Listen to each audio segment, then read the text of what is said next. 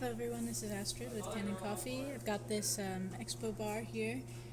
It came in under warranty because the expansion valve was malfunctioning, so we replaced that and we let the machine sit overnight as requested by the customer, and I've had it on for about 15-20 minutes now, and everything's looking great.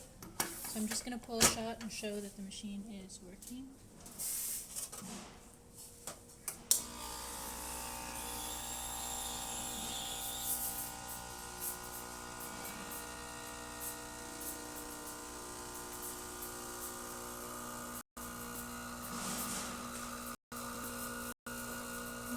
And you can see the 9 bars there.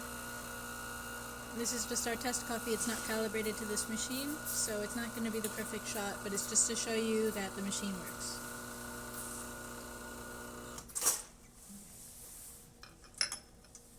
So as you can see, we have some nice crema,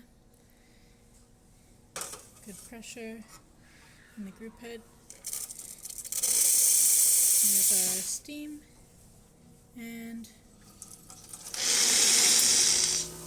hot water. That's about it for this video. If you like the video, please subscribe to our channel and hit the like button. Thanks for watching.